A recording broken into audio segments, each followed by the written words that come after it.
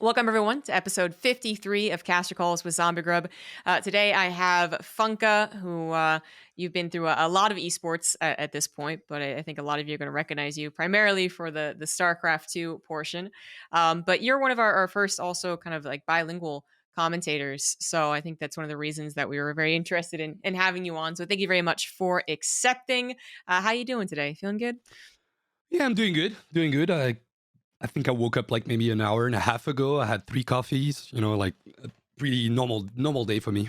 Normal day, yeah. Yeah, It's 5 p.m. there, so just to make that yeah, super yeah. clear. That's Yeah. my life right now. Yeah.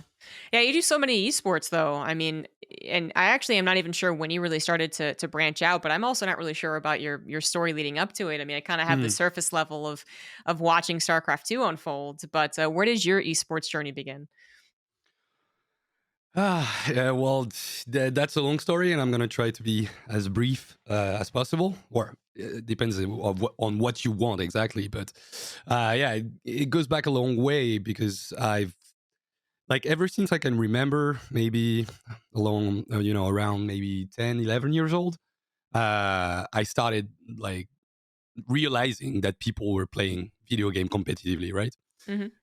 In Korea with Brood War, and I was like, okay, this thing sounds amazing, and obviously that's never gonna happen, in the West. But for now, I like it. I find it really interesting. I find it like kind of mesmerizing in a way, and so that's when I learned about esports and the fact that there could be like people playing for money and for fame and for glory and everything. So basically around like maybe 20, 21 years ago for me. So that's a long thing. And when ESWC, don't know if you know that. Like, do you remember ESWC? It was like the European WCG in a way.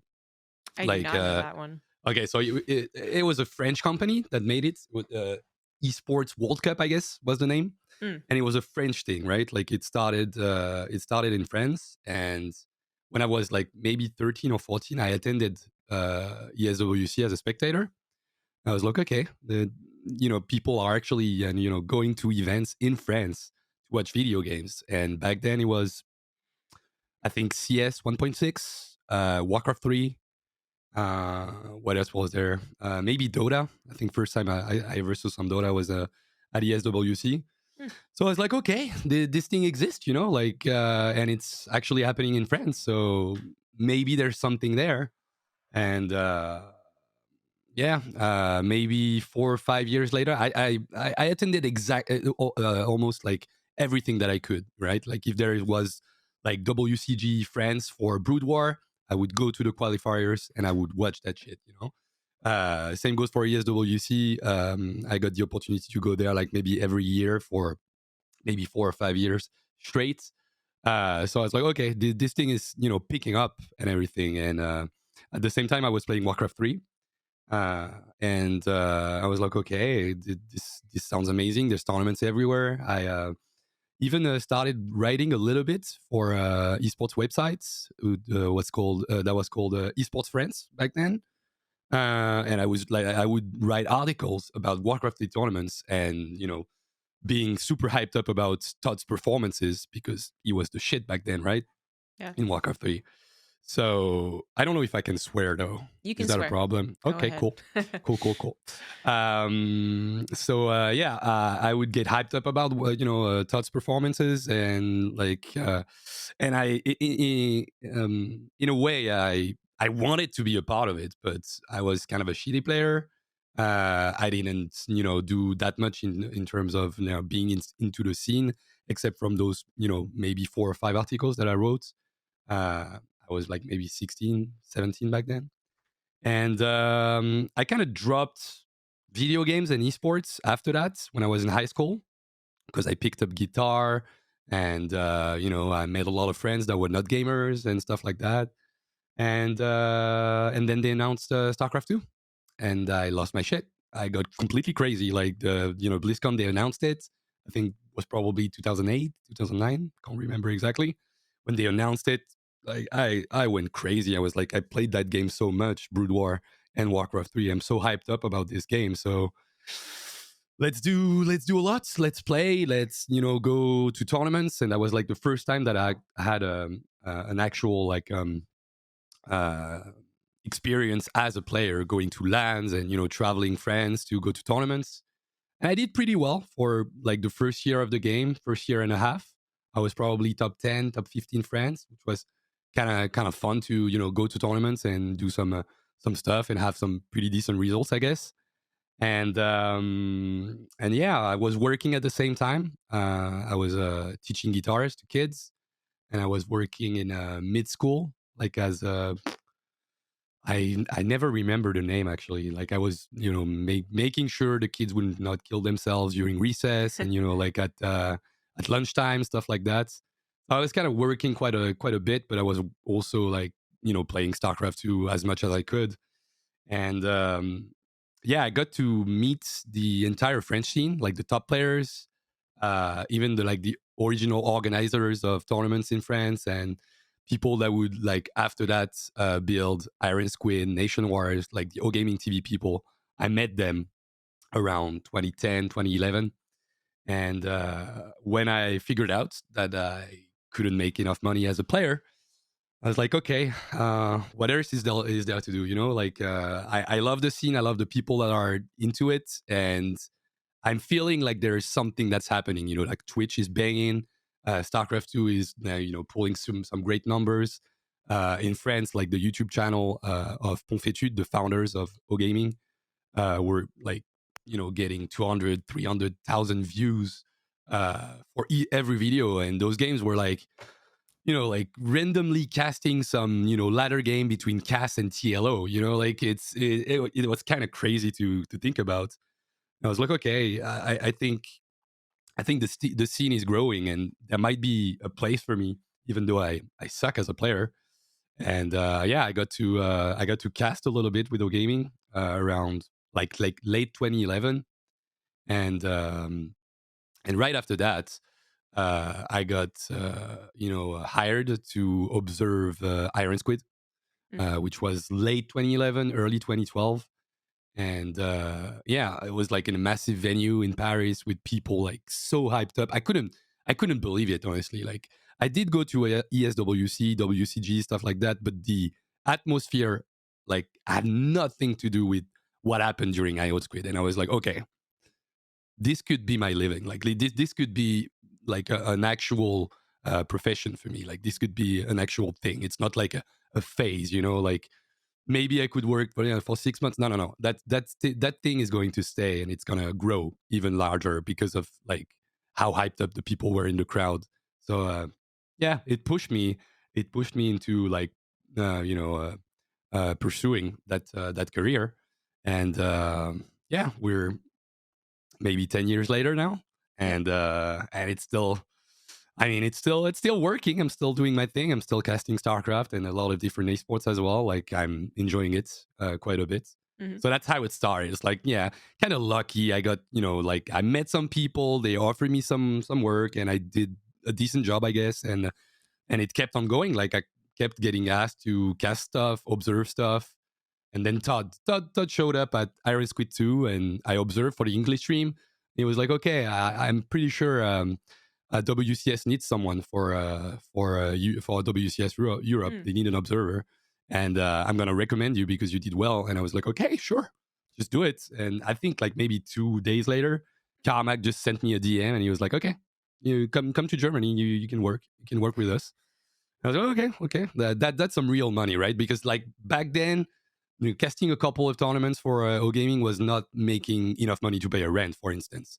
But then instantly, when I got to observe and like do it maybe 6, 7, 8 times a year, and it was like a sizable amount of money that could allow me to live properly, I guess. Mhm. Yeah. And WCS Europe back then was also quite different than people Oh yeah, think of it now. oh yeah. It was a long thing, right? Like you would stay for Yeah. days and days, days in, day in, day out, and so Yeah. a lot of Exactly. play days, so a lot of money. Yeah. Before you like kind of dig into your StarCraft career, I have to ask because I see you tweeting about it all the time. At what point did you really get into Super Smash? Oh, so yeah, I would like to say, like, even though we're on a StarCraft, broadcast or a StarCraft video, I guess related, I fell in love with Smash. Like it's I want to say, and I'm gonna say it though. I think Super Smash Brothers Melee is the greatest game ever made. Like for competitive sides and like the community and the shit you see on the screen. It's like it mesmerizes me like every time, and that's interesting because I got into it super late, super late. I played 64 when I was a kid, and it was like the greatest game ever when I was like maybe a 10-year-old kid. But then for some reason, I didn't get into Melee. I didn't have it, even though I had a GameCube.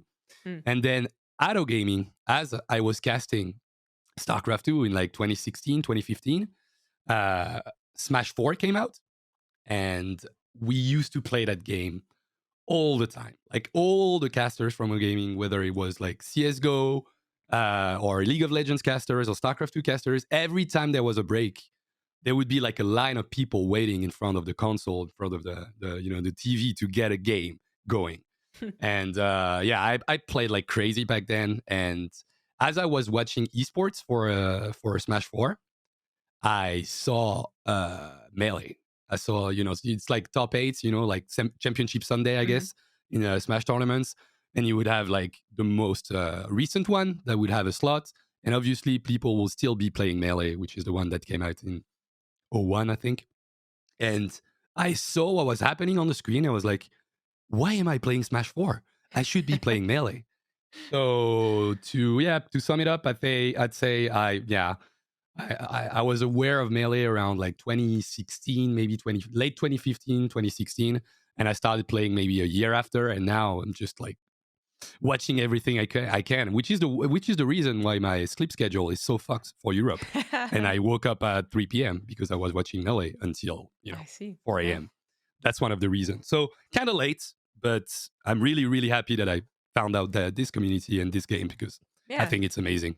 That's really cool. I had no idea it was so late though, because I mean, it sounds coincidental, but I remember in late 2016, early 2017, that's when I was over in France and for Nation Wars, and I remember at one point you guys just brought out like the consoles and the TV set, Yeah, and you yeah, played Super Smash, and I just assumed yeah. that you had been playing it for years. Nah. It sounds like it was just very coincidentally timed with your start. So yeah, that's awesome. I mean, obviously we can talk a lot about that as a community, but you haven't actually gotten into any casting of it, as far as I understand, right?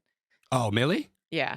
Oh no, I'm casting Melee. Oh, you are? Wow, I Oh yeah, totally yeah, missed yeah. that. No. I'm casting Melee. I'm also organizing with Coca a bi-weekly in Paris Oh, for the weekly, game. really? Yeah, yeah. Well, bi-weekly, like Bi-weekly, okay. twice a month. Mhm.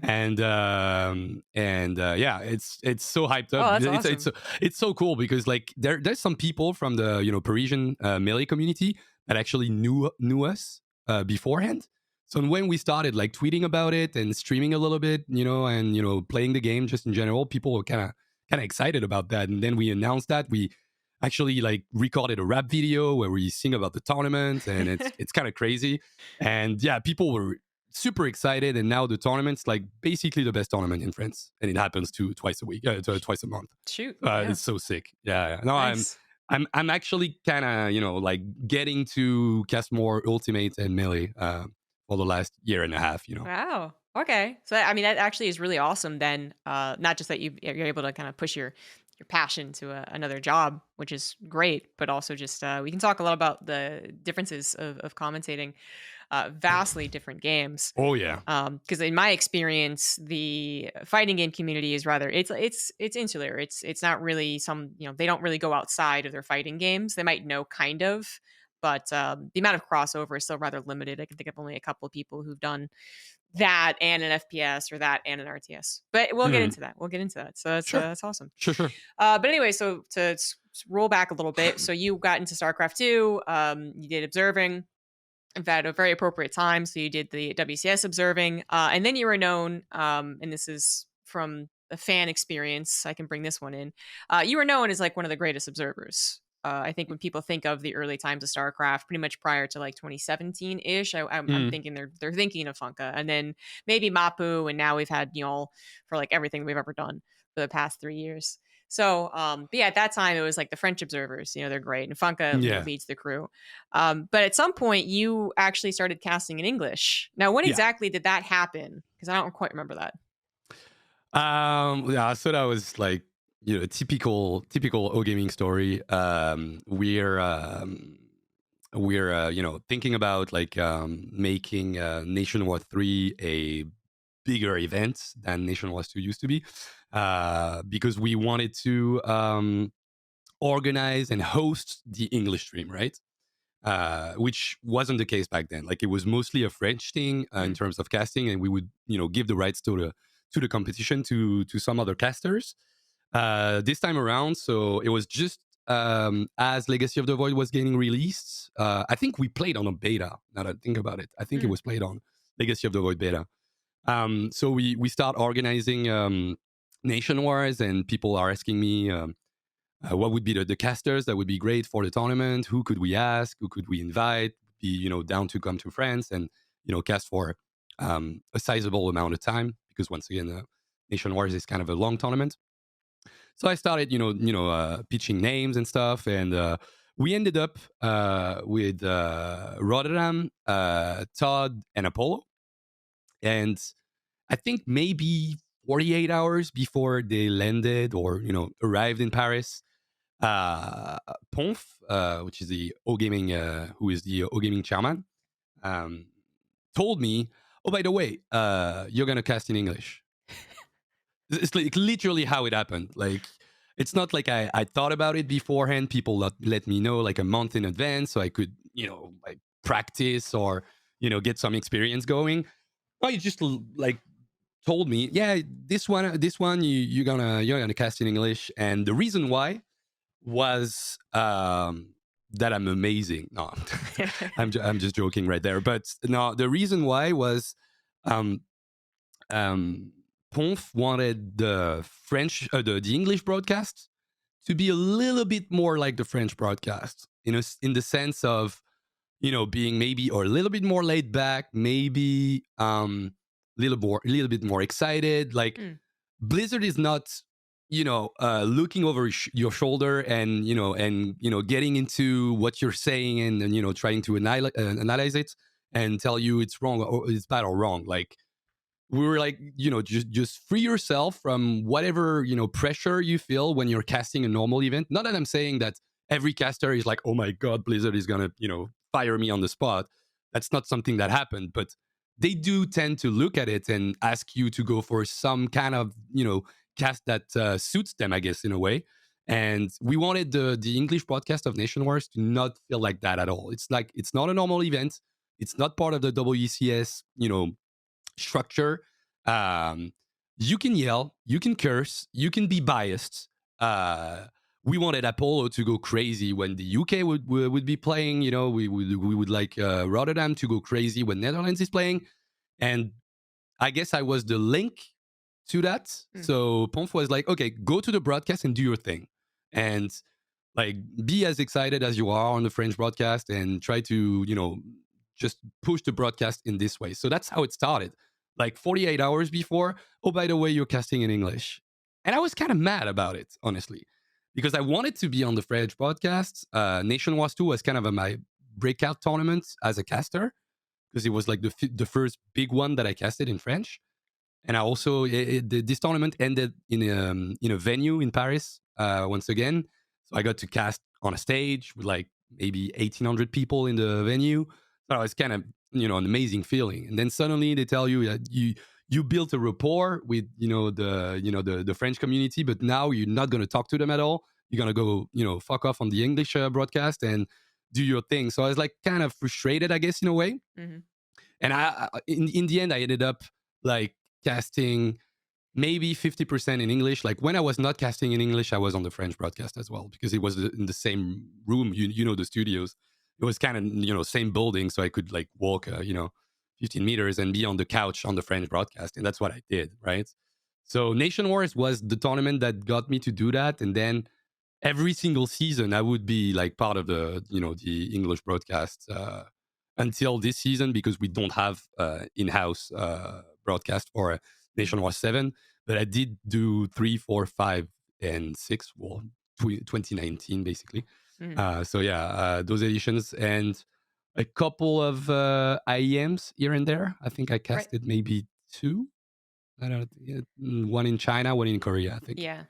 that sounds right. Yeah, Yeah. for sure. I think at some point it seems like you just kind of got acknowledged by the English community that you were, so freaking hype. People were really excited. I don't remember if that was the Third Nation Wars or maybe a little bit after, but I Uh, guess we since we had a couple of games together yeah, when we yeah, casted where it got crazy, like some of those games are really crazy. Showtime versus Serral game, like the Yeah, two yeah. games were crazy in the quarterfinals. Yeah, That was so sick. exactly. I Yeah, was yeah. it was 5, I think. Yeah, so I Mhm. guess cuz I think I did 4 and 5. Yeah. Yeah, that must have been because by the time I got to Nation Wars, I think I already knew he was a really hype person. I think I literally had just seen you at no, it wasn't no, was it? No, it wasn't Pyeongchang. It was Gyeonggi. There Uh, we go. yeah, Gyeonggi. I Yeah, am Gyeonggi. Gyeonggi. And so then, yeah, you had been recognized by the international community. I think fairly quickly then. So it must have been Nation Wars 3 where people were like, God, this guy's so hype. Like we should get him on like a main broadcast. Yeah. And how did that work out, by the way? Like how was the transfer over into working? I guess you're working for ESL. It was outside of the WCS circuit at the time. So did you find yourself kind of feeling that constraint that you were talking about not wanting to have for the Nation Wars broadcast? Yeah. I mean, not that much, and I wasn't really scared about anything, and like Sean Apollo told me to do my thing because he knew how I casted, right? Like the first tournament we I casted in English was with him, so he knew what he was getting into trying to get me hired for this tournament. So I didn't really feel that, but like I didn't feel the pressure of the Blizzard overlords or anything, but I did feel pressure because it was like not a tournament where I was in my house, right? Like Right. when I think about Nation Wars and the English broadcast, I feel like I'm the one that's pushing the the general atmosphere and and I'm like I'm doing my thing. Like I don't care if people don't really like it because that's basically my tournament, I guess, in a way. And I don't want to sound like a douche when I'm saying it, but like I worked on the editorial standpoint of every single season. I know what the interviews are going to look like. I know how I want them to feel. So when I'm doing something, I know that I'm doing it according to my plan. You know, uh, going into IEM, it's different. It's not my product. It's not my tournament. And if somebody goes to me and tells me that I suck, then I suck. I can't really get away from that. And people did tell me that I sucked quite bad on YouTube, at least. Like the semifinals that I casted with Maynard by then. Mm. Oh my god, those comments! I was like, oh shit, they hate us. I mean, it's YouTube, right? Like, Yeah. I think people are a little bit meaner on YouTube, right? And it stays, right? Like in Twitch, you don't see the comment, Mhm. but yeah, I didn't feel any pressure from ESL, but I put pressure on myself, right, to do a good job and try to be as clear as possible. And yet, like, I know my strongest feature are to be hyped up and like what I'm doing, and try to transfer it to the audience. So that's what I did, right? And I think I did okay, but The YouTube comments say differently. the comments Yeah. did say that I sucked and that I should never cast StarCraft 2 again because my English was terrible and I would Mm. yell for anything. Yes, Yeah. yeah. I mean, that's a fairly common I mean, critique, I think. it's only innovation versus dark in best of 7. I'm sorry to be hyped up. It's Yeah. like, what the Yeah. fuck is going on, man? Like, if you don't like the game, then just don't. I don't know. I don't want to get into that. Yeah, okay, okay. So, I mean, I think it sucked obviously because I kind of remember maybe you had brought that up or maybe Maynard brought that up to me at some point, and I was like, really, I remember because I listened to it and I thoroughly enjoyed it. You guys are just hype as fuck. But yeah, sometimes that doesn't, I guess, appeal to everyone. But I also feel Yeah. like, especially when it comes to YouTube comments, I feel like they are the most like kind of Neanderthal, like in their own cave, cheering for their own people. Hmm. I think if you are basically used to that community, like the community is used to you, rather reverse it. I think they can be okay. But especially if you're like new, even if you're not really new, but like you're new to the thing that they watch, they get suggested on YouTube. Yeah. Yeah, I think they're like they really have this like Neanderthal instinct, just be like, no, Hmm. do not like. Where's taste and artosis, especially. But anyways, so but you brought up something that I think is just generally an interesting point. Is like, yeah, casting in English, right? So some people Yeah, were saying they didn't like your accent, and I guess that's something that you do legitimately have to consider. But I do wonder what this sure. approach is like because, like I said, you're not the only bilingual. Like we've had people who speak a second language, but as far as very commonly crossing between French and English, I mean, you literally said it. You would go into the French broadcast and then back to the English one. Yeah. I mean, how did that work out? Did you eventually find some way to kind of reconstruct your brain to think English on a whim, or did you find that it was a lot better if you did have the months leading up to a specifically English broadcast to help? Um, I'm not exactly sure. Honestly, the more confident I feel, just personally, beforehand is gonna, like um, increase the quality of the broadcast. Like if I feel confident and I'm feeling good in my life, and I know it's the same for every broadcaster on the planet, every caster. Like if your life is shit, if you're thinking about something else, if you've got like problems and stuff like that, then it's gonna affect your casting, right? And when I go back and I think of Nation Wars 3, for instance, it was one of the happiest moments of my life. And I was doing really well, and I was super happy to be part of this broadcast and be able to switch from one to the other. If you look at the finals, like the 5-0, the classic 5-0 from Marine Lord Mm. against Korea, I'm casting every game. I'm doing intro on the English stream, then game 2 and 3 on French stream, and then I go back for 4 and 5 on the English one, and then I close up the show, right? Like with the interview and stuff. And I'm like, just I doesn't matter, like I go to the first one, I go to the other one, I switch the languages. It's not that much of a problem. Uh, Obviously, if I were to cast BlizzCon, for instance, like I get drafted to go to IEM or IEM Katowice or BlizzCon, I think I would like spend time beforehand and just like try to cast more tournaments on my channel in English or stuff like that. Uh, but I'm constantly surrounded by English language. It's not like I have to do that switch, as you mentioned. I know that thinking in English is a real thing. Like if you're a foreigner, like a non-English native speaker, Mm. it is a real thing. Like I spent almost a month in the US at the beginning of the year for a Smash Brothers tournament called Genesis, and I stayed like maybe 2.5 weeks after that. And you do like start to really think everything in English, right? Like you think everything in English, you dream in English, Mm. which is something you usually don't do. But still, in my daily life, I'm surrounded by English. I'm watching TV shows. Do you think I watch French TV shows? No, I don't. Like occasionally Korean ones, but most of the time it's American based or UK based. So I get that English in my head all the time, and I watch many streams and Twitch channels. Everybody's speaking in English. I'm listening to every tournament that I'm not casting. I'm probably watching it, and I'm watching it in English because if I'm not casting it, there's nobody casting it in French, right?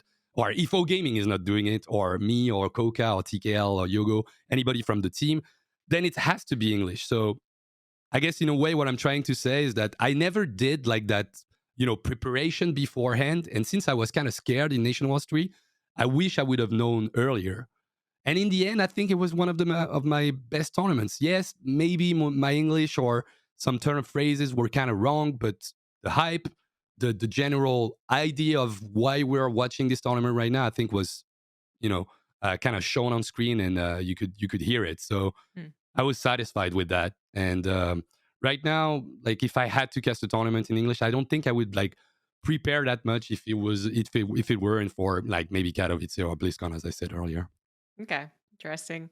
I always wonder how difficult it is, especially when it is literally just like back to back to back. It's It was kind of insane. it was kind of difficult. I'm gonna be honest. Like it was, and sometimes I would like think of the next sentence in French before realizing that I was on the English broadcast. But like if you're 100% focused, I guess you can make it. But yeah, sometimes like people will not say this guy is American. No, I know I'm not. Like and it's okay. I'm okay with that. I'm okay with the accent being kind of lame or wrong sometimes, or like even pronunciation on some words that you just can't do for the life of me. There's like though or third base stuff like that. Like I feel like I'm saying third all the time. Like it's okay with me, like I think it's fine. And people like expecting everybody to be like an American clone or a UK clone Mm. speaking with the perfect accent. I think they're kind of wrong with that. I think it's not the point, right?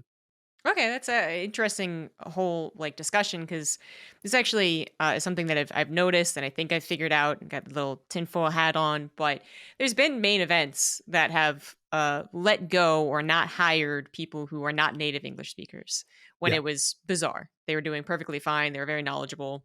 They seemed to be one of the standout stars of the regional production, and Hmm. then they weren't taken to the global stage. Yeah. So I always reference like Green Force. He was let go from Overwatch League, Hmm. and then he was rehired. And you were like, duh, he should be rehired. Yeah, of course. And then in Valorant as well, the global international stuff usually only has native English speakers. And anyways, I'm just wondering, like, I first my instinct, right, is kind of to think like I love the accents. I love the global, you know, inclusion. You know, you get Yeah. all these different backgrounds and you get all these different, turns of phrases and kind of idiosyncrasies that belong to a single person. And so you really get attached to them. There's almost like an emotional feeling to being like, I love when FunKa, says a slight mispronunciation because it actually just adds flavor Yeah. to what's going on here. But then doing all this caster call stuff and looking into, better um, broadcasting, they do talk a lot about making sure to have clear voice, basically. Hmm. So making sure to always pronounce everything very clearly, which Yeah. is usually what happens to the non-native English speaker, is that it's a little unclear. They kind of drop some of the last syllables or some of the beginning, or they can't Hmm. quite, do the the. Do you think that is actually a problem? Are you saying that like you actually say like I don't think it matters. The casual audience isn't really caring, or do you think that you have to acknowledge that there are maybe some casual audiences that would be a little obnoxious? You know, they'd go to write and be like, "Why'd you hire this person?" or "Spanish accent's terrible." Do you think that they're in the wrong, or is this something that needs to be worked on for the non-native English speakers? Well, I think if it ends up with people like going into the comments of a YouTube video saying this guy is not right for this guy, this girl, this person is not right for the job because the accent is not perfect, I think that person is a douchebag. Then I do understand on in general, like if you're speaking to an 100%, like I don't know, American audience, English audience, like native English audience, that you might want people to be like native speakers. Hmm. And I'm not even 100% sure about that. But then what I would like to offer as a counter argument to what I just said, like literally 2 seconds ago, is that there's never 100% Americans or UK based people or anybody that speaks native English that watches a tournament. And I think um, if you're talking to like I don't know, like a Swedish person or a Norwegian or like people from Belgium or whatever place in the world that can speak English but is not a native speaker, I think they will understand you quite clearly Hmm. and they will like feel maybe a little bit more represented to have somebody that kind of speaks with them or like is going to the struggle of speaking in English Hmm. for the benefit of the general show. So yeah, I do see the arguments, and if you're trying to be as clear as possible and like super like nothing is going wrong at all, then yeah, hire nothing but native speakers. But I don't think that's I don't think that's the case, right? Like I don't Hmm. think that tournaments actually need to do that. And yeah, if you're going to the YouTube comments to shit on somebody that's trying their heart out and obviously are like really invested in what they're doing because of the way they speak the language, well I find that kind of lame, to be honest. Hmm. And yeah, yeah, that's it. Yeah. Is that there's not really a simple um it's not a simple argument, it's not a simple answer because I think then you also could, some people out there could start talking about like, well, how much proficiency is necessary, Yeah, like because there's got to be some proficiency. There's got to be, a certain amount of being able to accentuate the correct ways of saying things and so on and so sure. forth. But I think one thing that is really more impactful for a lot of people when they listen, especially to esports commentary, Hmm. is emotion. I think that Yeah, as much as it is nice and you kind of get those comments that are like, I don't know what their quality is, but I like it when it comes to very well spoken English speakers, that they hmm, do speak very nicely. And people will be like, yeah, I appreciate that. What people you generally appreciate, especially in esports and especially during, even more so in different games, is a lot of excitement, a lot of hype. So they Yep. kind of like when you start to mispronounce words or slur your words a little bit, right? When you're Because getting of the really excited and excitement. you're kind of just doing whatever, whatever, whatever.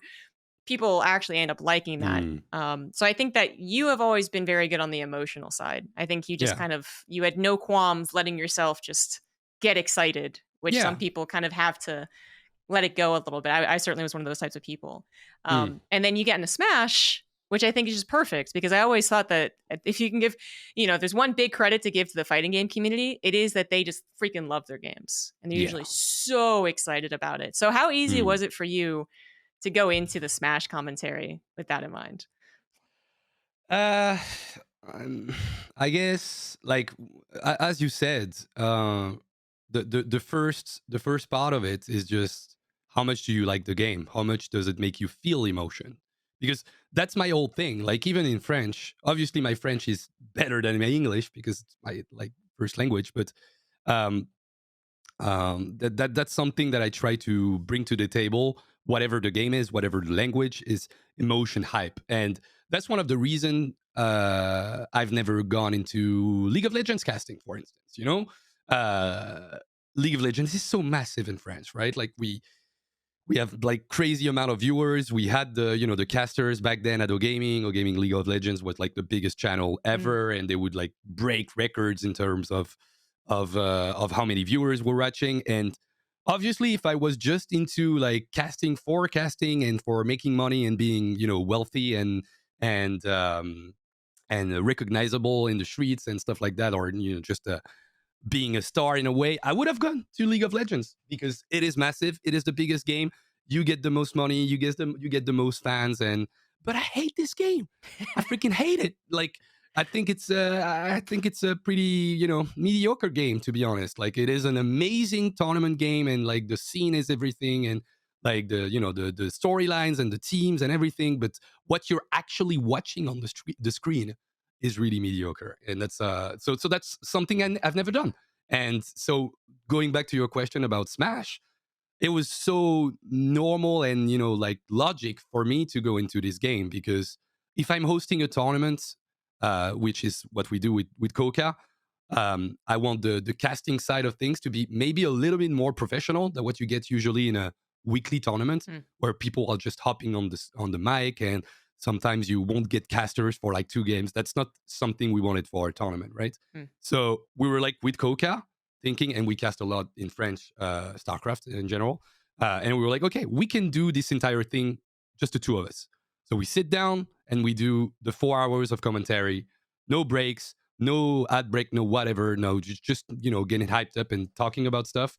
So I find it kind of easy because my way of thinking casting is I want to get people excited about those pixels that are fighting each other.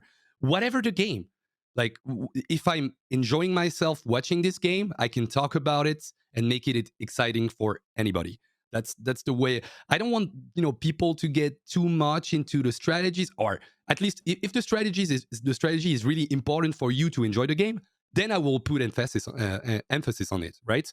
But if it's just like, those two players are clicking really fast, let's get hyped, because I know, like, you could be a doctor, you could be curing cancer, like, you could be doing so many different things, right? But in the end, I'm like, let's get people excited about this thing, and if they can't really understand it right now, it's my job to explain to them why it is exciting. mhm, So I do that in Smash. I used to do that in Overwatch because I casted Overwatch for a bit. I do it when I dabble in Dota 2, or like any game that I ever done. Is like, okay, let's find what makes me feel good about this game and what makes me feel excited, and let's try to explain it in the best way possible. mhm, I guess that's the way I see it. So obviously, every single game has a different style. You don't have as much time to go into breakdown of analysis. Like, obviously, Overwatch and Melee is super hard. Like, it goes so fast that you got to pick your moments, and it's a little bit different than the flow of StarCraft. And obviously, I've been like casting this game for like 10 years, so I guess I'm kind of an expert on casting StarCraft, and I'm not yet on casting those different games. mm. So I gotta be, like looking out for other casters, how they do it, when they find the time, like which stocks they don't give a shit about in Melee. Like for instance, first stock of a game never gets casted. Never. Like you're setting up the story, you're setting up the two players, you're going into a random joke, and then when the game gets like kind of tense around third or fourth stock, and maybe you start like going into hypecast and play by play and stuff like that. So I'm always on the lookout. Like I'm always watching. That's why I'm going to bed so late. I'm trying to get some, some feedback and some cool information from those different casters. But usually, I just trust my instincts, which are to be, hyped up when I feel like what's happening on the screen is hype. Yeah. Be- yeah. It's a good at the end of the day, I think that's a big part of our job is communicating what is exciting and getting Yes. people, if they don't understand it, to at least feel it. Because as I've always said, like we can't. There's no physical element. There's no like that guy did a backflip. I can't do a backflip. People watch Hmm. something on a screen and they're like, maybe I could do that. I don't know. I've never tried. So we try to really to bring up the hype. But yeah, your hype is kind of it's kind of legendary. You know, like you and Maynard, I think were some of our most famous like hype men, and you had Total Biscuit as well. Sure. And then Tasteless is still very well known, right? But I think you guys really were the best at kind of unleashing. But then on top of that, I feel like the French community. I mean, probably because you guys are also like just very large. There's a lot of French fans in StarCraft. I feel like if you were gonna get clips from someone going crazy, it was always you guys. There was like a Italian caster, I think, that also kind of got clips every now and again. But Mhm. it does seem like the French cast is really quite exciting. Do you think that's the atmosphere that you were talking about that was created in O gaming, or do you think that actually has something to do with the French language? Because it's always fascinated me. People always would Ah. say like English commentators are kind of boring. Look at these French guys. Look at the Korean commentators, and they're just literally screaming plague every single sentence. Why can't English commentators be like that? And I've always been of the opinion that it's if we really try to do what you guys do, people would hate it. Does it Oh work? Do yeah. you agree with that? Does it work better with the language of French and Italian and maybe some of that? Or is it the way that you cast in general? Um, that's a really interesting question, honestly. I'm not exactly sure. I can try to answer, but I think there is like many things to be discussed about what you just said. For instance, if the original like OG English casters started doing something similar to us, I think the audience would be, kind of used to it. And so I wouldn't Mm, agree with the fact that people would just quite outright hate it. It's just a way of, getting people, used to that kind of casting. And the French cast, like the school of French casting, right? Like started with exactly that in mind. And you mentioned Koreans. If you listen, well, you won't do it because you can't speak French and there is no subtitles. But I'll tell you, the founders of OGaming, Confetude, when they were asked about what the hell is shoutcasting, because nobody knew what it was in 2010, right? Um, they would go right away to Korean casting. And that clip you mentioned, Plaguga, mhm. it would get used in a loop to explain to them because we can't fucking understand Korean. Like I don't know anything, right? But I still feel the excitement through the language. And obviously, Plague, if you play Brood War and you see what's happening on the screen, they're referring to the plague of the Defiler, right? But the excitement goes beyond the words. Like it goes into like inflections and excitement with just in the voice, right? So that was the main reference and main inspiration for French casting. And because at Gaming we were OG casters for the French scene, uh, people kind of emulated that and thought, okay, this is the way we're supposed to cast video games in general. So if you go to I would say almost every game, almost every esports game in the French scene, most people cast like us. Most people cast with this excitement and stuff like that. I guess the only exception would be CS:GO, I guess. And Hmm. I'm also kind of positive that has something to do with ESL that were like no, we're not gonna do like gaming. You guys are gonna be professional and speak, quietly and take the time and stuff. Like if I was casting CS:GO, I would go fucking mental, right? Like when Z was getting a 5 kills in a row, I would go crazy and I would be probably yelling most of the time, or at least like trying to show that energy to the people. So yes, the atmosphere out of gaming played a huge part. We loved each other. We talked about that constantly, and we would like listen to different bits of cast and and clips and stuff like that to say like that's good, I'm gonna use that sometimes, or like I like how you did that transition. So obviously we we fed each other, I don't know, like stuff like strategies of casting and stuff like that. And then because we were the first ones, then now the new school casters of ultimates, for instance, those guys are like 20, 22, 23, 24.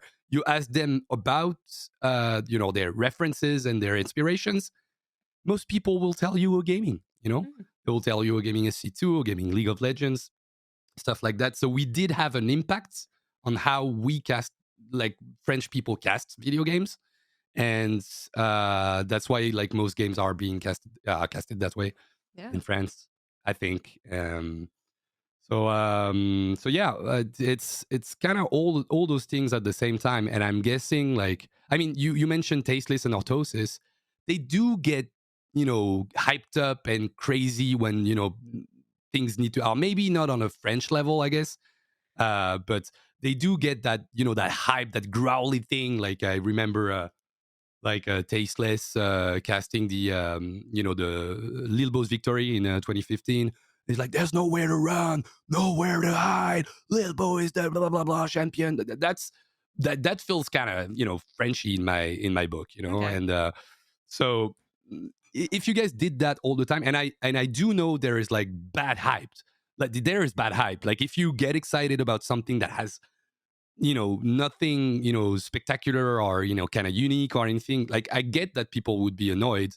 uh I never push myself into getting more hype because it's the last game, or because it's I get hype because I legitimately get hype personally. So I never feel like I'm lying to people. I'm trying to be the same person as I am in real life as I'm with when I'm a caster. So I'm like, if I'm getting excited, blood pressure goes up and like fucking heart's beating up super fast, and I'm like, okay, let's go crazy, like let's say whatever pops into my mind, and that's it. So yeah, it's a combination of all those things, I think. And about the language, yeah, I knew I forgot about something.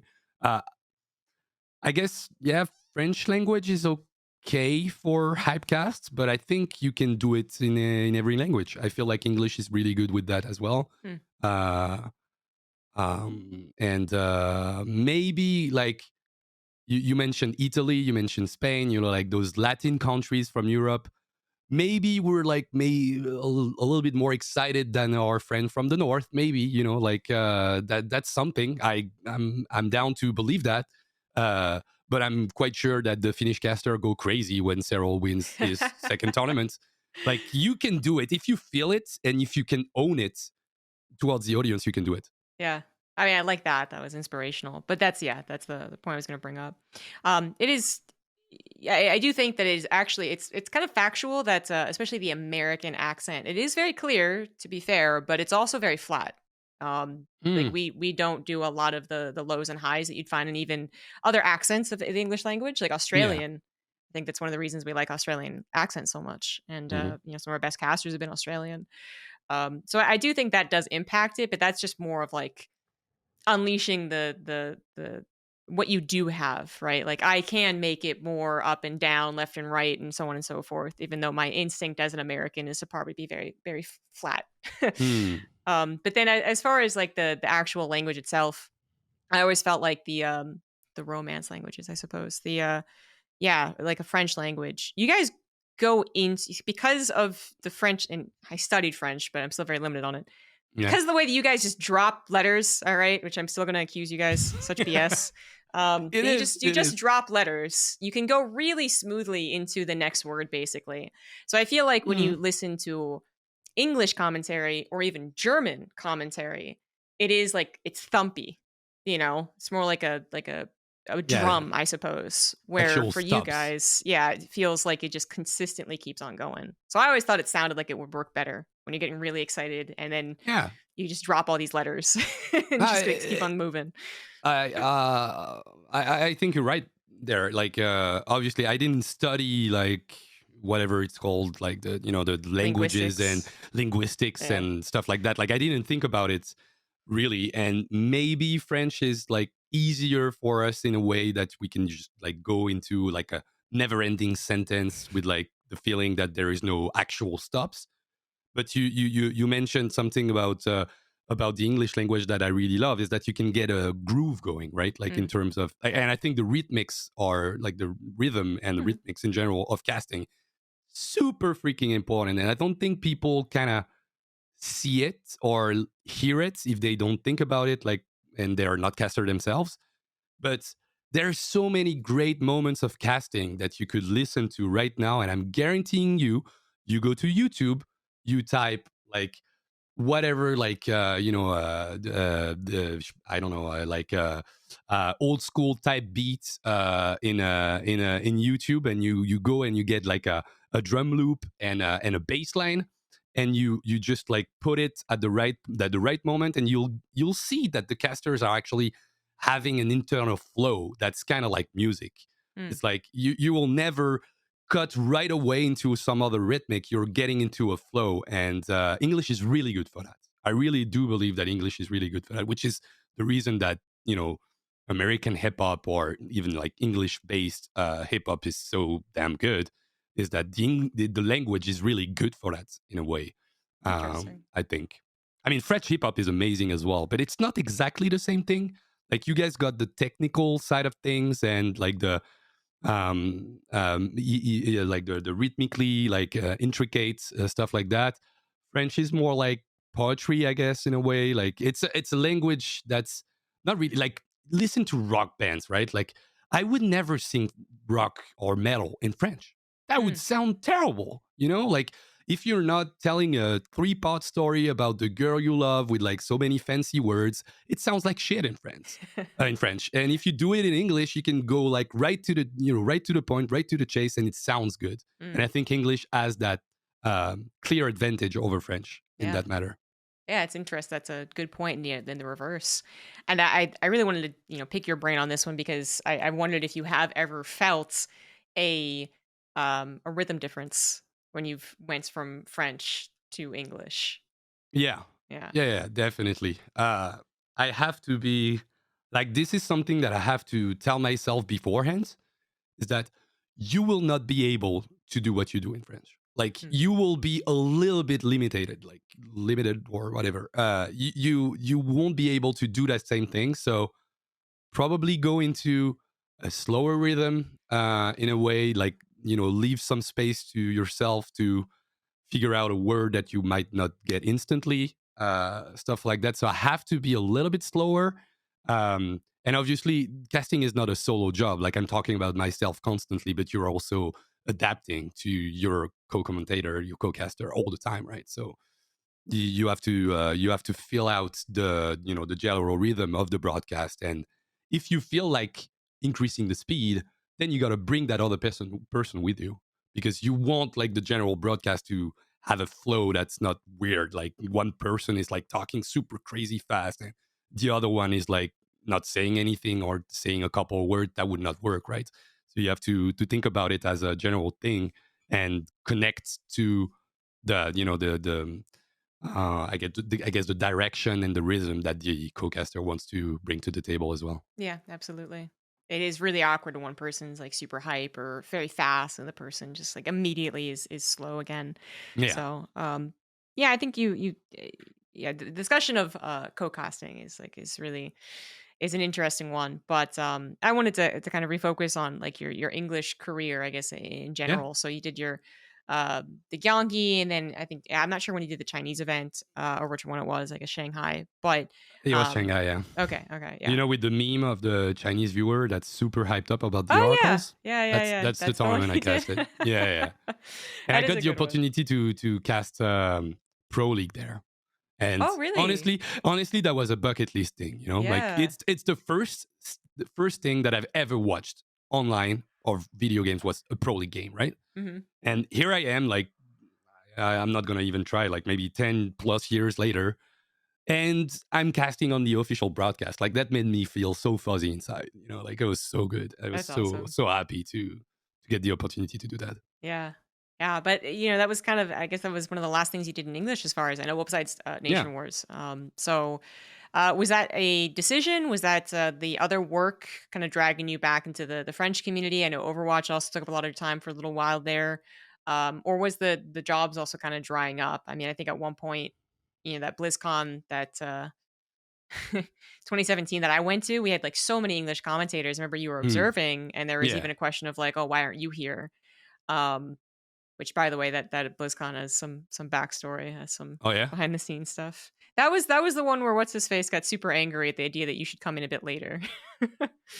Oh, yeah, yeah, yeah, yeah, Yeah, yeah, yeah, yeah. I yeah, remember that now. Yeah, yeah. we did have a pretty, interesting conversation there. Yes, yes, we did. That was one of my, biggest, like, work in the scene is like Uh-huh. getting people later, because like just getting people at 7 a.m. before they're going to do a 12-hour show that starts at, like 10:30 is fucking stupid. Like Yeah. you're actually telling me to come here, and I'm not gonna spend 5 minutes on this, I swear, but like you're telling me to come in earlier, which makes me mad and makes me worse at my job. Like how is this good? Like you're Yeah. paying me to do a good job and I want to do it, and it's like, well, whatever. uh it was a fucked up thing, right? Yeah, um yeah, yeah. no so yeah, English jobs Mhm, is that, yeah. It's, I don't know. Like I would like to tell you something precise, like this didn't go through and this didn't work, or I had stuff to do. I'm just gonna say basically that life happened. Um, I think even though I felt like I did a good job, I don't think that every single tournament organizer thought we gotta hire FunKa. I mean, he's gonna bring out like 20,000 viewers. I don't mhm. think that's what happened. So obviously, people just didn't get in line to hire me. I also weren't like, trying to get those jobs that much. Like I, and that's gonna sound kind of bad, but I didn't have to ask for a lot of stuff. Like people would usually come to me Mhm. to get me hired, and especially in the observing thing, because yeah, in 2013 I was like the only or almost the only one that was like professional, doing this professionally. I mean, was like available to do basically every single event, and like 2014, 2015, it was kind of crazy. Like I spent like maybe 4 months abroad, like in just doing some random 3 days, 5 days tournament during the year. I was getting hired everywhere. So I didn't get used to asking in advance, like, oh, they're about to figure out what caster is going to do this thing and this thing. So I didn't really ask. Um, I had a couple opportunities to do like more observing jobs that could have led maybe to casting jobs, but O Gaming wouldn't let me go Oh, because like they needed like viewership to be slightly better on the French broadcast. And even though that didn't happen in English, it did happen a little bit in French. People would be like maybe more interested in the tournament if I was there. hmm, So some events I just didn't get to go. Some events I didn't want to go because I wanted to be casting them and I wasn't casting them in English. I was just only observing it. So it's like a lot of stuff happened. My life changed sure. quite a bit. I had like some, weird situations and stuff like that during that time. So I'm kind of sad that it didn't bring me somewhere in terms Mhm, of English casting, because I felt like I spent a lot of time gathering, that image and getting a little bit known for that, and I couldn't really. I'm gonna say milk it. I mean, couldn't really milk it and get more events going. So I was like, okay, I'm doing Nation Wars, once a year, and I'm not getting paid that much because I'm still an employee of the company. So it's like not like I'm getting a crazy bonus because I'm doing all those things, and and after that I can't really use that experience to get more tournaments. So mhm. One day, maybe, Yeah, maybe Frost Giant is gonna hire me. I have no idea. yeah, maybe. And yeah, I don't know. It's you bring up an interesting point, kind of, which is perception. So I think the foreign language commentators they must have such a difficult time really getting that perception. I don't know all of their opinions and whether like the end goal is really ever to be an English commentator because the downside I think of foreign language commentating is that you're not the mainstream. Maybe the prestige is like Hmm. lower in a way. Really depends on your setup though. I'd argue, but you do get to do like almost everything. Like if you're the known Spanish commentator or the known French commentator, you're probably You going to do do everything. like literally everything. So there's pros and cons, but say that the perception like you want to be eventually moving on to the English broadcast. You want to have, a range of co-commentators and actually get to travel to the event and all the perks that come with it, right? Yeah, But as a foreign language commentator, I think it's especially difficult. As a native English commentator, already perception is a big thing.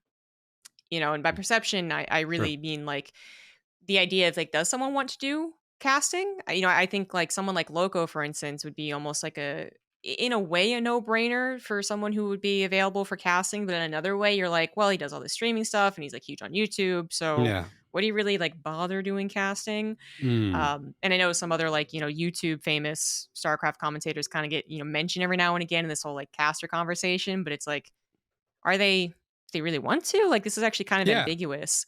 And but in the weird way that esports works, you're right about not going and asking people. It's very rare to successfully go and ask someone like, "Hey, am I going to get this job? Can I get this job? Whatever," and actually get a response, any Mm. response, not even just a no.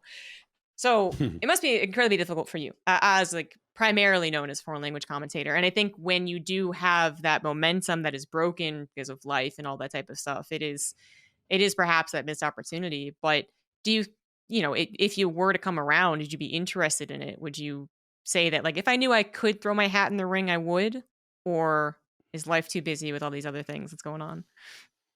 It's kind of hard for me to answer that question. Like I've got a pretty massive case of FOMO, I guess. Every time I'm not doing anything, I'm not doing something when I could be part of whatever production on whatever game that I like. And that's one of my main problems is that I love so many games that I could be literally working every day, every night on like 4 different games every week. Because I love StarCraft, I love Melee, but I love esports the most. Like I love it that it's not the most important thing in the world. That was my like whole thing about like you're not a doctor, you're not queuing caster, you're just like casting pixels fighting each other and you're trying to make it hype. I know it's stupid, but it's my freaking passion. Like I love it so much. So I could be doing way more. I could be casting way more. I could be like going into and that's the thing with English casting is that it's great because you get to go to the events. It's great because you get to spend times usually with players and members of the casting crew and production crew that I used to, well, not used to, but that I grew to love and know really well because of my observing days. Um, so I would love for me to be able to do a handful of English events in a year, Hmm. if that makes sense. Like if I could be like in on 2 or 3 events a year. Well, I mean, on StarCraft that's quite a lot these days because there's not that Yeah. many events, right, ZG? Yeah.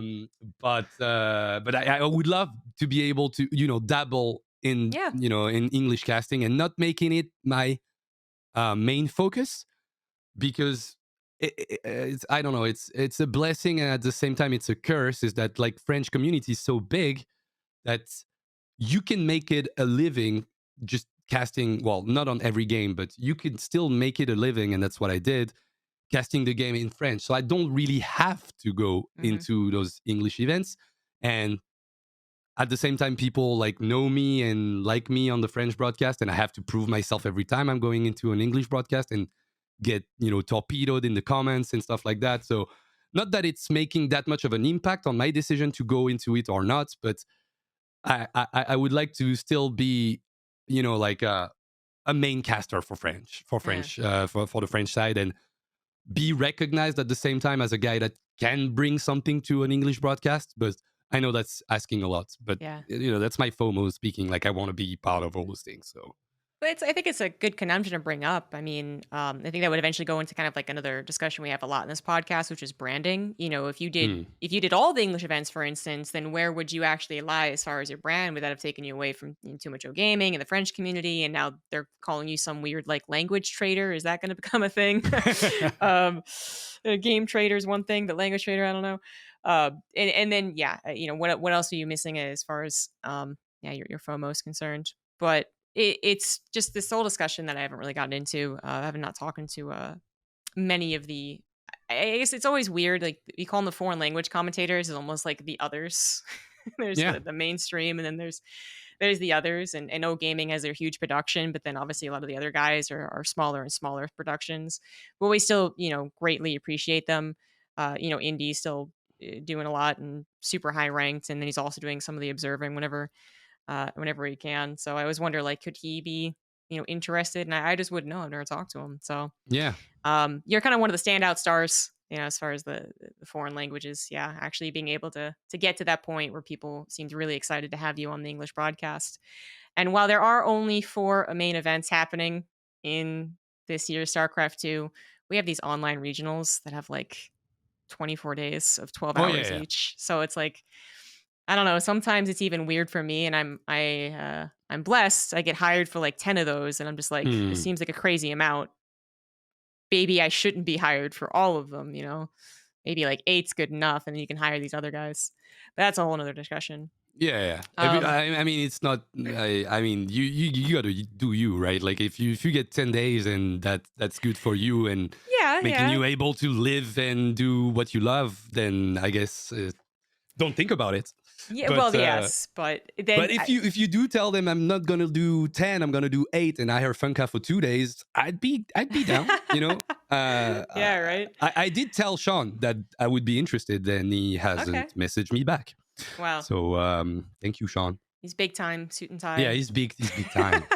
Big time. No, but it's interesting. I do think it's so hard to really connect the right dots in esports and then also at the same time not look overbearing and needy. You know what I mean? Yeah, Like, because there's sure. definitely a guy out there who's messaging literally everyone, and there's Yep. like, never gonna hire this guy.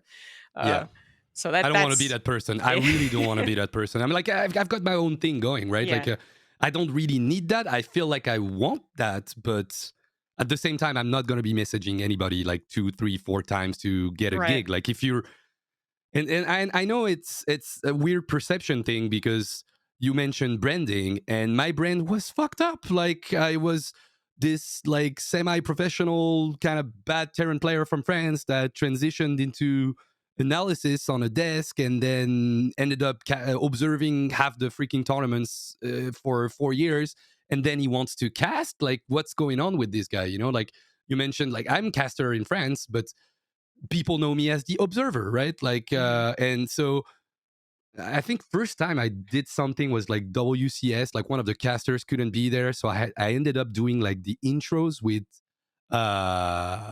Red Eye, I think. Well, that was like the most kind of crazy thing, and people were like, what the hell is he doing here? Like shouldn't he be like in the cave upstairs, like or cave upstairs doesn't really make sense, but you know what I mean, in the little room observing games. So it was a weird thing for me to figure out where I'm at, like, and because I want to do everything, then I end up doing a lot of different stuff, and that's still an issue for me. It's like, yeah, this guy is the StarCraft 2 caster, but why the fuck is he on the international French broadcast for Dota? Why is he doing Melee? Like the people from StarCraft 2, when I'm streaming Melee, they're like, what is this game? Like, I'm not interested at all. I'm like, guys, this is so close from Brood War and StarCraft, you don't understand. It's a 1v1 game. There's so much APM going on, and the skill gap and stuff. Like, people don't really know where to put me, like Yeah. I tried to do a lot of different things, and as long as I can do it, I will keep on doing those different things because that makes me whole as a person. Like, I feel better if I do different things and I'm interested in different games and different storylines. And because at some point, if you go into one game for 10 years, you just get burnt out, right?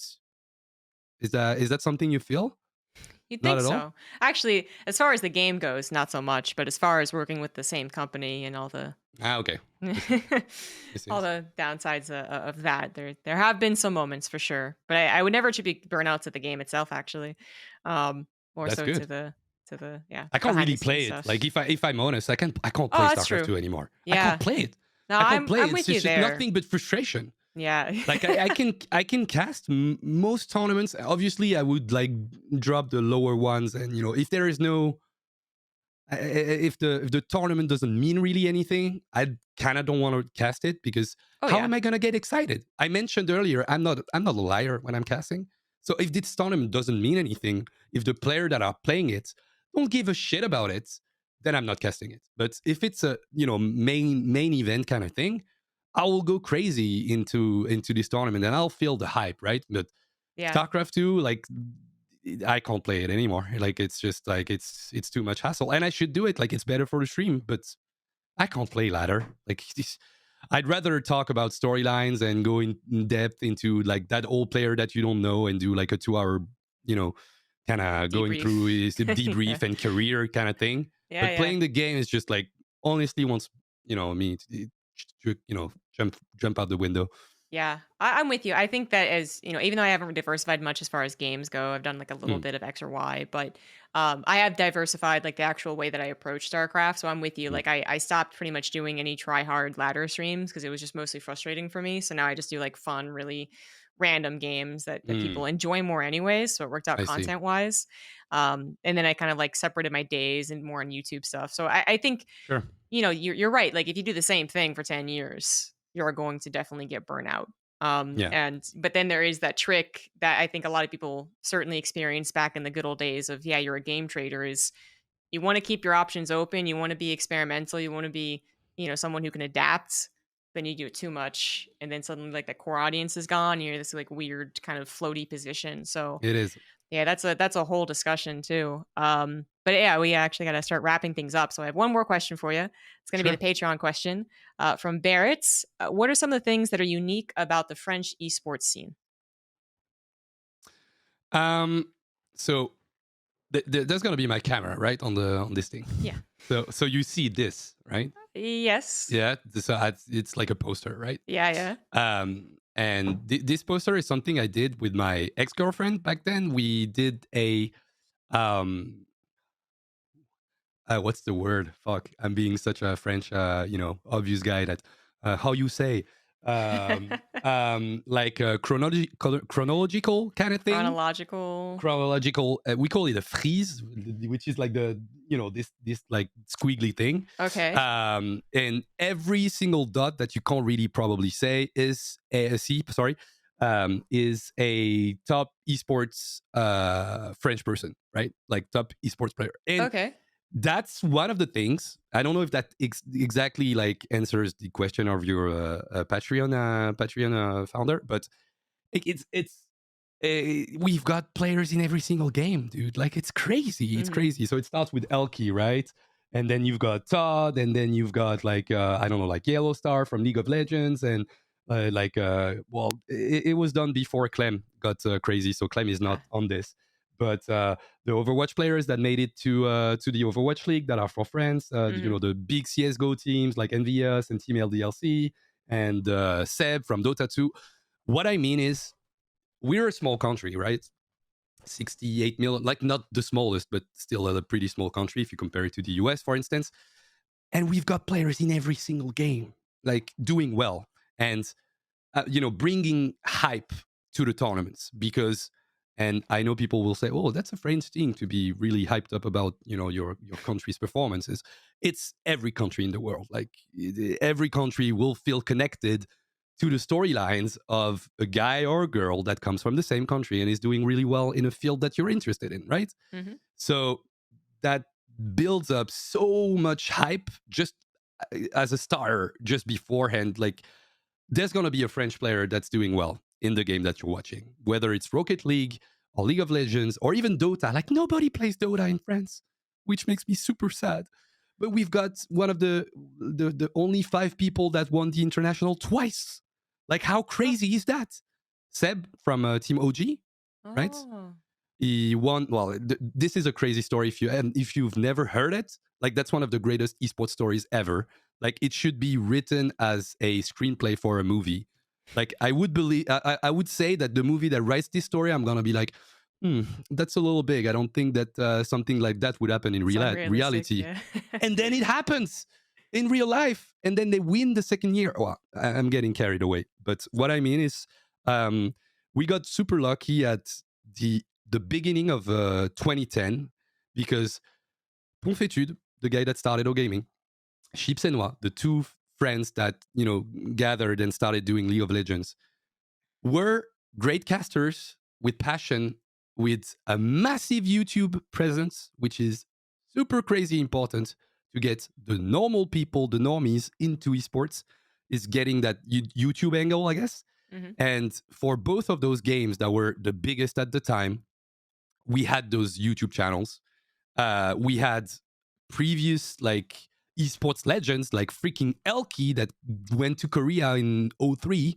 And so it was like a good start for a esports scene to grow, right? Like it was a perfect start because you had the people, you had the organization, you had ESWC, you had the players, and all of that makes it a country that people give a shit about esports. I guess is what I would say, if that's a good answer to the question, because I can't exactly remember it now. But Yeah, what's that's the unique about difference, French yeah, esports? I think that says a lot. I think it's a good point. I think that is unique about French esports. I mean, there's examples of having a country identify with an esport and then one or two outliers. Like Korea is well known for League of Legends and StarCraft, but then they even had at one point a Dota 2 team that was pretty good. Yeah, sure. Uh, but yeah, Top for six. French, it seems like it is just like everywhere. And I did legitimately wonder as far as the historical reasoning for that, because then also Poland is a place that had kind of a surprising amount of good players. Yeah, sure. And you could look back at their history and like Brood War, and you could like follow Hmm. kind of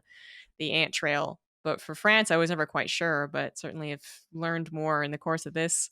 So thank you for that. That is an Yeah. awesome little poster there. I mean, like I could send you the image if that's something that people would be interested, because I do have it on like Twitter or whatever. I could Yeah, send it to you. yeah, that'd But be it's like, great. well, everything is written in French though.